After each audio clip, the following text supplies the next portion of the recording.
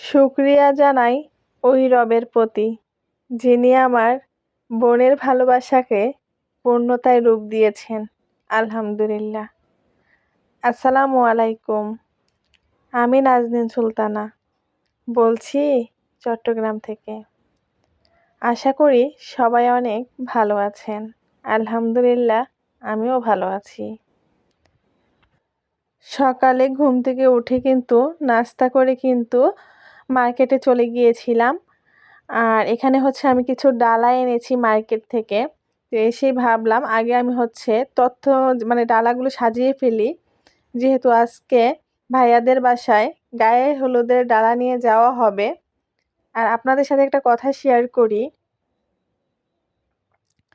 ব্রাহ্মণবাড়িয়া থেকে যেহেতু চট্টগ্রামে ডালা নিয়ে আসা সম্ভব না, পসিবল না, তার জন্য কিন্তু আমরা আমার বোনের বাসা থেকে সবকিছু করে যাচ্ছি আর কি।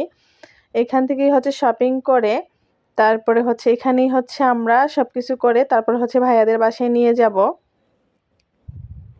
এখানে আমি 5টার মতো ডালা কিনেছিলাম আর 1টার মতো কুলা কিনেছিলাম আর কি।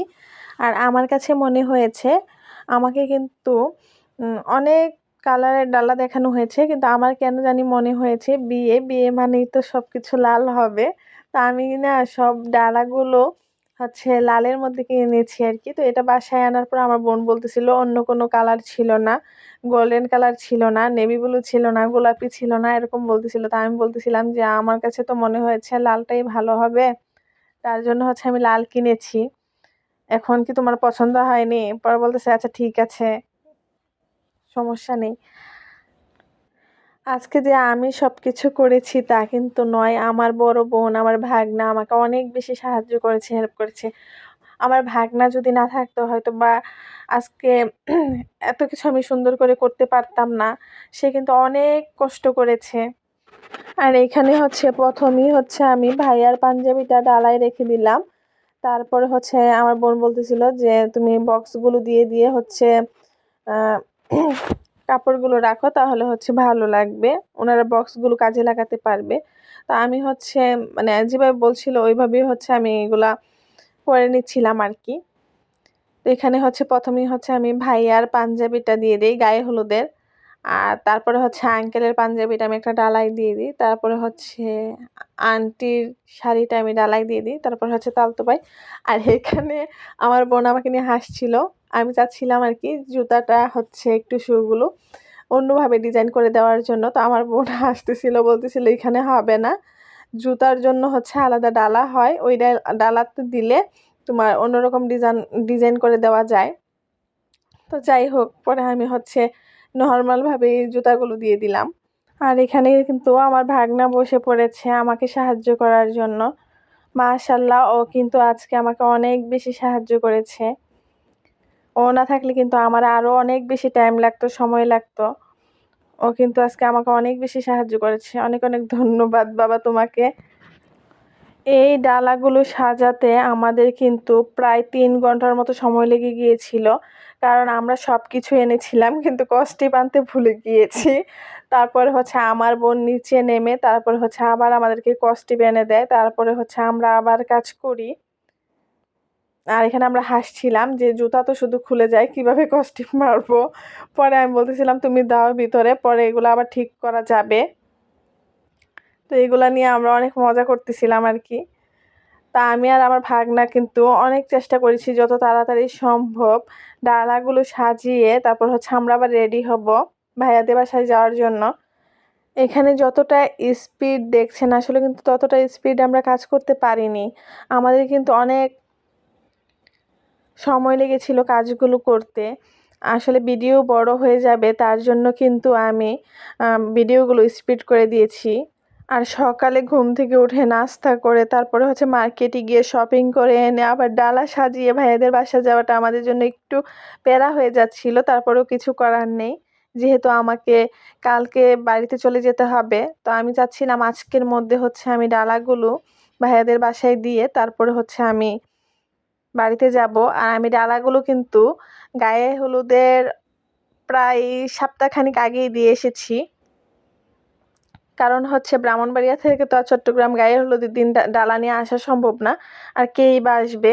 তার জন্য কিন্তু আমাদের এই নিয়ম কিন্তু হচ্ছে যে ছেলের বাড়িতে মেয়ে পক্ষ থেকে ডালা নিয়ে যাবে হচ্ছে গায়ে হলুদের দিন, কিন্তু আমরা কিন্তু আরো আগে দিয়ে চলে এসেছি। আর আমার ভাগনা আমাকে, আমি জানি না, আমাকে বারবার বলছিল, আন্টি তুমি এগুলো কি কিনছো, তোমার ডালাগুলার পাথরের পাইপিং গুলা তো ছুটে যাচ্ছে। আমি বলতেছিলাম তুমি কাজ করতে দেখো, ছুটে গেলে সুপার গ্লু এনে লাগিয়ে দিব, সমস্যা নেই। পরে আমার ভাগনা বলছে হ্যাঁ বলবে, ছিঁড়াগুলো নিয়ে গেছো নষ্ট করে। আমি বলতেছিলাম তুমি শুধু কাগজগুলো ছিঁড়ো না তাহলেই হবে। তা আমি এখানে হচ্ছে যতটুকু পারছিলাম আমি কিন্তু আমার ভাগনাকে করে দিচ্ছিলাম, আর আমার ভাগনা হচ্ছে ট্যাপগুলো মারছিল। আমি মনে হয় যত সম্ভবত একটা ডালা প্যাকিং করেছিলাম, আর বাকিগুলো আমার ভাগনা করেছে। গায়ে হলুদের এই পাঞ্জাবিটা কিন্তু আমার অনেক বেশি পছন্দ হয়েছে, সাদা আর কি, আমার অনেক বেশি পছন্দ হয়েছিল। বলতে গেলে এক প্রকার এটা আমি জোর করি ভাইয়াকে কিনিয়েছি, বলেছি আপনি নিলে এটা নেন, এটা আপনাকে মানাবে। যদিও বা আমরা গিফট করেছি, তারপরও হচ্ছে আমাদের ইচ্ছাই ভাইয়া নিয়েছে, ভাইয়ার ইচ্ছা আমরা প্রাধান্য দেইনি। সামনাসামনি কিন্তু পাঞ্জাবিটা মাশাল্লাহ অনেক সুন্দর ছিল, ভিডিওতে কিন্তু ক্যামেরায় স্পষ্ট বোঝা যাচ্ছে না, কিন্তু সামনাসামনি অনেক বেশি সুন্দর লাগছিল।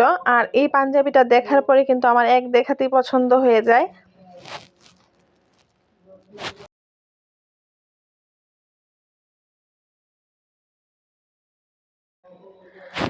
আর আমি যখন আমার আব্বাকে কল দেই, দিয়ে যখন আমি বলি যে আমি ভাইয়ার জন্য হলুদের জন্য হচ্ছে সাদা পাঞ্জাবি কিনেছি, তখন আমার আব্বা বলতেছিল যে হলুদের জন্য কেউ সাদা পাঞ্জাবি কিনে? তখন আমি একটা কথাই বলেছিলাম যে হলুদে পরতে হবে এমন কোনো কথা আছে নাকি, পরে পরবে, সমস্যা কি? তা আব্বা বলতেছিল হলুদের জন্য কিনেছো, হলুদে পরতে পারবে না, এটা কোনো কথা হলো? আমি বলছি একটা হইলেই হলো। মানুষ বলে বিয়ে নাকি কত মজা, খাওন আর খাওন। আর আমি বলি বিয়ে মানে শুধু কাজ আর কাজ। তবে একটা সত্যি কথা, বিয়েতে যত কাজই থাকুক না কেন, ওই কাজগুলো করতে কিন্তু আনন্দই লাগে, খারাপ লাগে না, মন্দ না বিষয়টা। আরেকটা ব্যাপার হচ্ছে আমার হলুদের কথা মনে ছিল, কিন্তু যেখানে আমরা হচ্ছে মার্কেট করতে গিয়েছি ওইখানে আমি দেখেছি কোনো হলুদ নেই। তো আমি ভেবেছিলাম আর কি যে বাসায় এসে বলবো যে হলুদ কিনে এনে দেওয়ার জন্য, কিন্তু বাসায় এসে যখন বলি তখন আমার বোন বলতেছিল যে তোমরা কেন ওই দিক থেকে হলুদ নিয়ে আসো নাই, এদিকে কোথায় হলুদ পাবো, নিচে না গেলে তো আর হলুদ পাবো না। তা আমি বলতেছিলাম আমি তো ওইদিকে দেখছি কিন্তু হলুদ তো পাই নাই, আর হলুদ ছাড়া তো এটার কোনো যাত্রাই হবে না। গায়ে হলুদের অনুষ্ঠানে ডালা নিয়ে যাওয়াটাই মানে হলুদ নিয়ে যাওয়া। পরে আমার বোন হচ্ছে দৌড়ায় নেমে যায়, আর আমি বলছিলাম না পেলে আমি আবার বাজারে যাব, বাজারে গিয়ে তারপরে হচ্ছে আনবো হলুদ কিনে।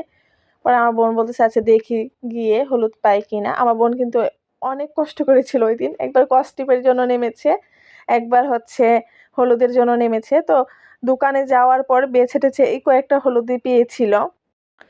আমি জানি না এখন কি কাঁচা হলুদের সিজন না নাকি।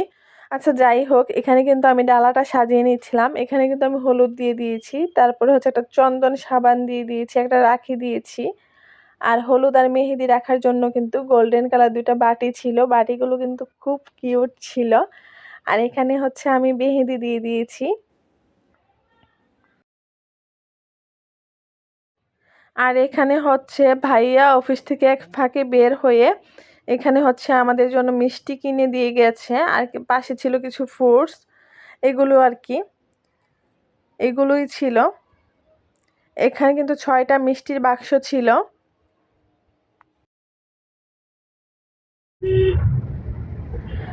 আমি কিন্তু জটপট রেডি হয়ে বের হয়ে গিয়েছি ভাইয়াদের বাসা যাওয়ার জন্য। আর এখানে কিন্তু আমি যে রেডি হয়ে একটু ভিডিও করব ওই সময়টাও পাইনি, অনেক তাড়াহুড়ো করে হচ্ছে রেডি হয়ে তারপরে বের হয়েছি। আর হলুদের ডালাটা কিন্তু আমি আমার কাছেই রেখেছি। এই তো আমার বোনের বাসা থেকে কিন্তু ভাইয়াদের বাসায় যেতে সময় লাগে মাত্র 10 মিনিট। আসলে এত তাড়াহুড়ো করে সব কিছু করেছি যে আপনাদের সাথে আমি আর ডালাগুলো শেয়ার করতে পারিনি। ভাইয়াদের বাসায় এসে কিন্তু আমি ডালাগুলো শেয়ার করছি।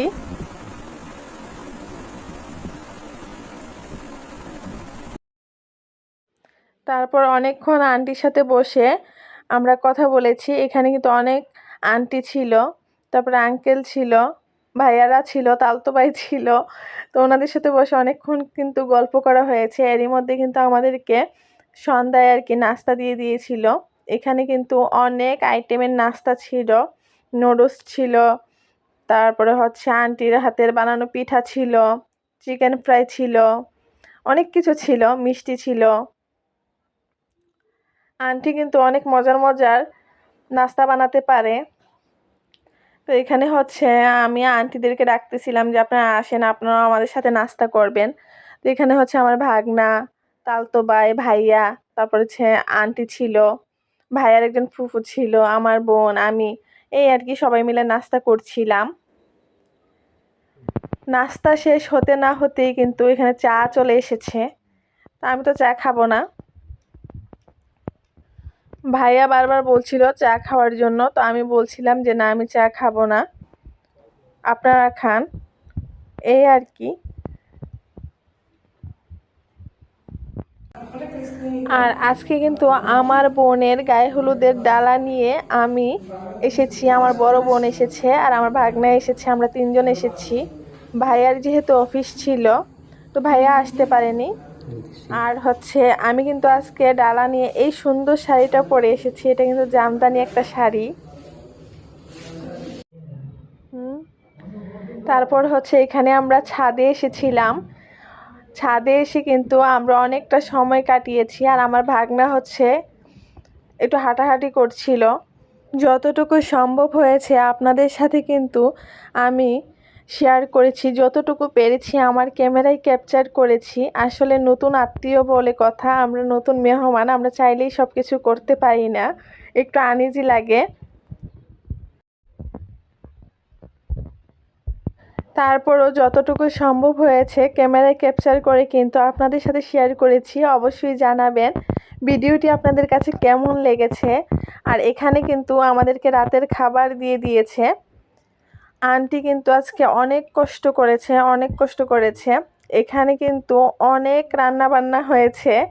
এখানে ছিল ডিম, তারপরে ছিল মিক্স একটা সবজি ভাজি, তারপরে ছিল মুরগি মাংস, তারপরে ছিল গরুর মাংস, রূপচাঁদা ফ্রাই, আর অনেক কিছু, পোলাও, সালাদ, ঠান্ডা, অনেক কিছু ছিল। আমার বোনের বিয়ের ব্লগ ভিডিও পেতে হলে কিন্তু অবশ্যই আমার সাথে থাকতে হবে, আমার পাশে থাকতে হবে, আমার আগামী ভিডিওর অপেক্ষায় থাকতে হবে। সবাই অনেক বেশি ভালো থাকবেন, সুস্থ থাকবেন। আজকে পর্যন্তই, আল্লাহ হাফেজ।